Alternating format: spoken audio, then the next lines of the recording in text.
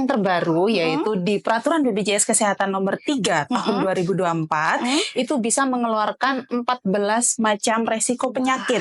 Nah, itu berarti dari proses pemeriksaan di FKTP, kemudian nanti sampai dirujuk, itu nggak ada biaya sama sekali ya kan Mbak ya? Iya, tidak ada Mbak Dani. Jadi selama sesuai dengan alur pelayanan itu sudah free, tidak ada biaya. Kalau semisal screening riwayat kesehatan itu harus dilakukannya rutin setiap kapan? Oh iya, jadi untuk pelaksanaan screening riwayat kesehatan itu cukup dilakukan 1 kali dalam kurun waktu 1 tahun.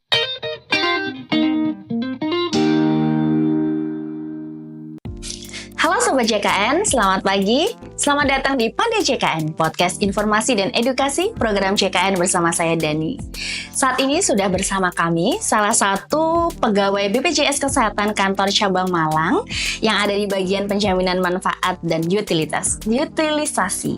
Ya, sebelum kita memasuki dalam materi yang akan kita bahas hari ini, kita sapa terlebih dahulu kakak cantik yang ada di samping saya. Halo, selamat pagi Mbak Novi. Halo, selamat pagi Mbak Dani. Saya langsung panggil Mbak Novi, jadi kespil ini. Bagaimana kabarnya hari ini Mbak? Alhamdulillah sehat, baik sekali Mbak. Sehat, iya. Meskipun tadi sudah kespil, alangkah baiknya tetap dong memperkenalkan diri ke Sobat JKN kita. Kira-kira siapa sih Mbak cantik ini? Oh enggak Mbak? Ya, sebelumnya perkenalkan, nama saya Novita Ayu Gayatri, biasanya disebut Mbak Novi kalau di kantor. Saya sendiri berada di bagian penjaminan manfaat dan utilisasi, tepatnya di jabatan staf promotif preventif, Mbak Dani. Staf promotif preventif. Iya. Harusnya sudah tahu nih apa yang harus kita bahas hari ini. Ya, kali ini kita akan membahas terkait dengan screening riwayat kesehatan. Nah, ini salah satu inovasi dari BPJS Kesehatan yang bisa dimanfaatkan oleh seluruh peserta JKN yang ada di seluruh Indonesia ini ya Mbak ya. Nah, sebenarnya untuk screening riwayat kesehatan ini kan sudah diakomodir oleh BPJS Kesehatan tuh sudah lama ya Mbak ya. Iya. Bisa kita lakukan melalui aplikasi mobil JKN ya waktu itu ya. Betul. Nah, ini ternyata ada ketentuan terbaru nih yang ada di BPJS Kesehatan. Nah, kira-kira ini ketentuannya apa Mbak yang membedakan dari screening riwayat kesehatan yang terdahulu? Oh, sebelum kita masuk ke situ mungkin kita cari tahu dulu nih, screening riwayat kesehatan itu sebenarnya apa ya Mbak ya?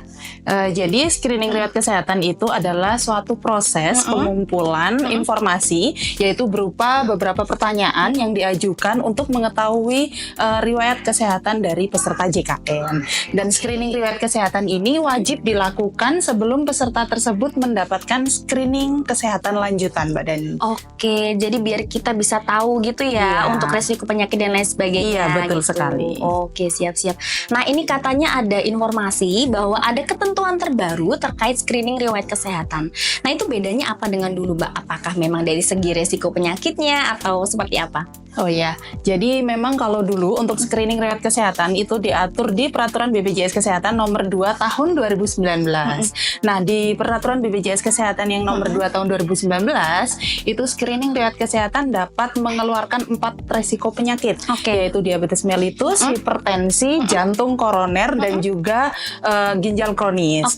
Nah, di ketentuan yang terbaru yaitu di Peraturan BPJS Kesehatan nomor 3 tahun 2024, itu bisa mengeluarkan 14 macam resiko penyakit. Ya, jadi diantaranya adalah diabetes mellitus, kemudian hipertensi, ischemic heart disease atau penyakit jantung, kemudian ada juga deteksi untuk kanker payudara, kanker serviks, kanker paru, lalu PPOK atau penyakit paru obstruktif kronis, kemudian tuberkulosis, talasemia, hepatitis B dan hepatitis C. Luar Seperti itu, Mbak biasa. Mbak Novi ini sampai hawanya di luar kepala ya. Dari 4 penyakit yang bisa terdeteksi, sekarang jadi 14 penyakit. Luar biasa ya berarti ya. Nambahnya sampai 10 gitu. Wah, BPJS Kesehatan ini benar-benar inovasinya sangat luar biasa, bisa kita acungin jempol gitu ya. Nah, kemudian Mbak, itu kan dari segi untuk resiko penyakitnya. Nah, kemudian untuk dari mekanismenya, ini apakah ada perbedaan dari yang terdahulu Mbak? Iya, jadi kalau di peraturan yang sebelumnya itu ada 2 mekanisme Mbak Dani. Jadi yang pertama adalah peserta itu melakukan pengisian sendiri melalui web screening Kemudian yang kedua adalah melalui pemeriksaan fisik dari FKTP.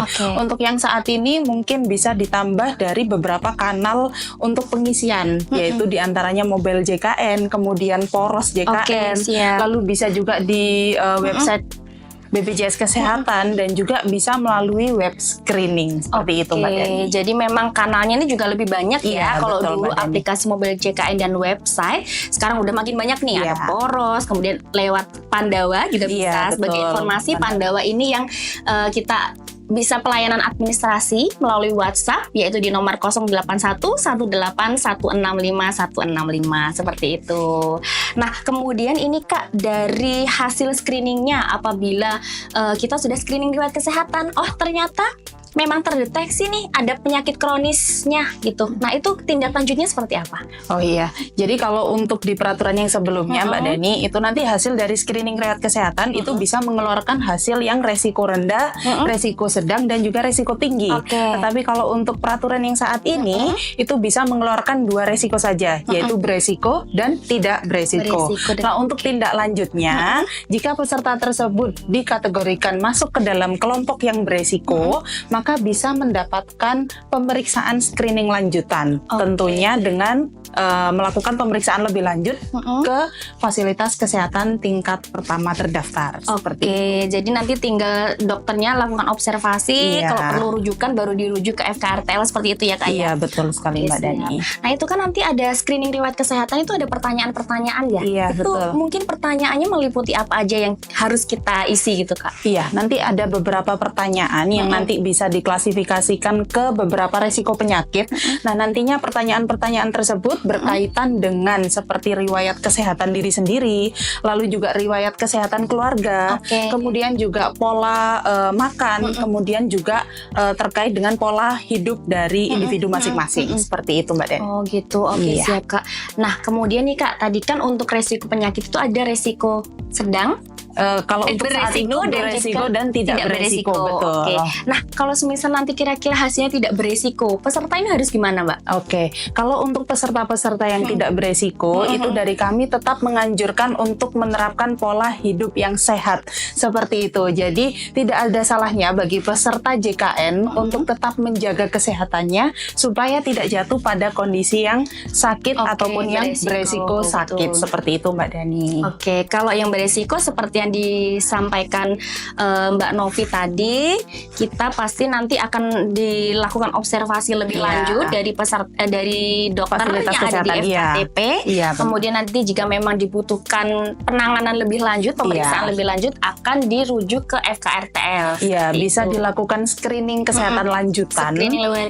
Screening kesehatan lanjutan, atau setelah itu bisa dilakukan rujukan sesuai dengan indikasi medis. Seperti itu, Mbak Dani. Siap. Nah, itu berarti dari proses pemeriksaan di FKTP, kemudian nanti sampai dirujuk, itu nggak ada biaya sama sekali ya kan Mbak ya? Iya, tidak ada Mbak Dani. Jadi selama sesuai dengan alur pelayanan, itu sudah free, tidak ada biaya sama sekali. Tidak ada, semuanya di cover oleh BPJS Kesehatan gitu. Tapi kan kita nggak bisa milih ya Mbak ya, kalau misal memang aku sakit nih, misalkan boleh dong dok dirujuk ke FKRTL atau dirujuk ke rumah sakit, itu gimana Mbak?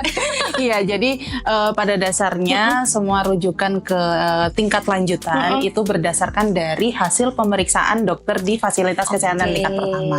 Jadi nanti yang menentukan peserta tersebut dirujuk atau tidak itu adalah dari dokter di fasilitas kesehatan tingkat pertama. Seperti itu, Mbak. Jadi diingat ya Sobat JKN, kita nggak bisa minta rujukan sendiri. Jadi rujukan itu diberikan sesuai dengan indikasi medis di dokter FKTP. Iya, betul. Siap. Nah, mungkin selama ini tadi ada yang kelupaan. Kenapa saya jadi beli Mbak ya? Grogi di sampingnya Mbak Novi.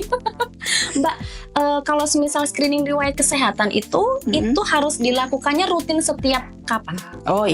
Jadi untuk pelaksanaan screening riwayat kesehatan itu cukup dilakukan 1 kali dalam kurun waktu 1 tahun.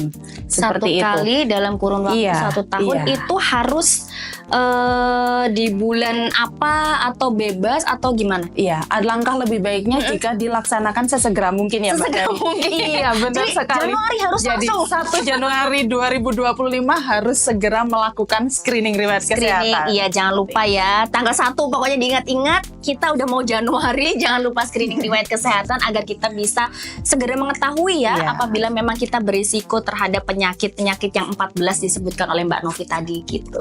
Nah, mungkin sebelum ditutup Mbak Novi ada closing statement atau pesan-pesan yang ingin disampaikan kepada Sobat JKN. Ya, baik. Terima kasih Mbak Dadi.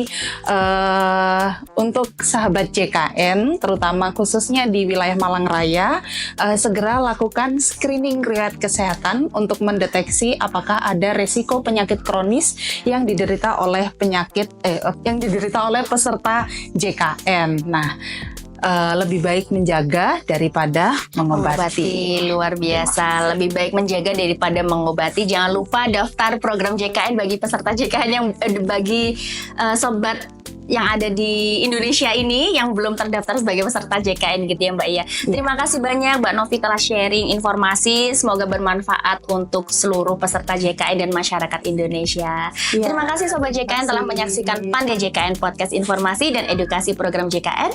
Sampai berjumpa di episode-episode selanjutnya. Terima kasih. Wassalamualaikum warahmatullahi wabarakatuh.